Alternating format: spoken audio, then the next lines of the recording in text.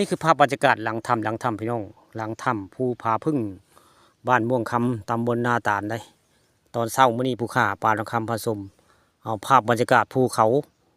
หลังถ้ำผาพึ่งบ้านม่วงคำตำบลนาตาลอำเภอตะงอยมาให้เบิ่งมาชมได้นี่คือภาพบรรยากาศหลังถ้ำนะพี่น้องนี่หลังถ้ำบ้านม่วงคำตำบลนาตาลนี่คือหลังถ้ำผาพึ่งแล้วนี่ทิวทัศน์สวยงามได้ทั้งหน้าก็จะเป็นภาพนาโศกนาโศกแล้วภูเขาข้างหน้าก็เป็นเส้นทางไปผู้ใดไปบ้านโคกลางไปบัวขาวง่ายๆภาพคุณพี่น้องเส้นทางมาจากเตางอยไปได้หากภูหัวภูเขาที่คอยเห็นคือเป็นเส้นทางได้ไปบ้านโคกลางไปบัวขาวบริการสินพี่น้องนี่คือภาพบรรยากาศหน้าถ้ำวัดผาพึ่งบ้านม่วงคำตำบลนาตาลได้ผู้ข่าพานุคำพาชมเอาภาพบรรยากาศหลังถ้ำภูบ้านม่วงคำตำบลนาตาลมาให้เบิ่งมาชมนี่คือเป็นภาพบรรยากาศในหลังถ้ำนะพี่น้องหลังถ้ำล่ะหลังถ้ำภูบ้านม่วงคำล่ะนี่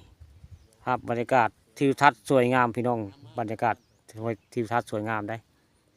เดี๋ยวไปกระสีได้นาสู่ไทยบ้านม่วงคำตำบลนาตาลได้เวิ้งว่างได้เบิ่งแล้วนี่ภูเขาสวยงามมามื่อนี้พ่อไก่ป่าได้ไก่ป่าเห็นตั้งหลายตัวได้ตอนนึงเห็นไก่ป่าได้เพิ่นคันได้ไก่ป่าก็เห็นได้มื่อนี้มาบริเวณหลังถ้ำผาพึ่งบ้านม่วงคำเมื่อมาได้ยินเสียงสนีห้องได้มื่อน่ะ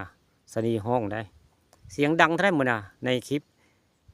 ของลุงมงคลนะที่มีเสียงสนีห้องได้อยู่ในใต้หน้าผาถ้ำนี่แหละมีสนีแล้วก็มีลิงพี่น้องลิงก็มีได้เนี่ยครูบอกว่ามีลิงเนี่ยครูเอาเนี่ยครูในถ้ำว่ามีลิงตัวบางใหญ่2 ตัวแต่ว่ามานี่เสียงสนีห้องนะบ่เป็นลิงเสียงสนีห้องแต่บ่เห็นตัวได้เพิ่นลี่แต่เงี้ยเสียงดังเพิ่นห้องว่านะเสียงสนีห้องนี่คือภาพบรรยากาศหลังถ้ำภูผาพึ่งบ้านม่วงคำตำบลนาตาลแหละพี่น้องนี่บรรยากาศคัก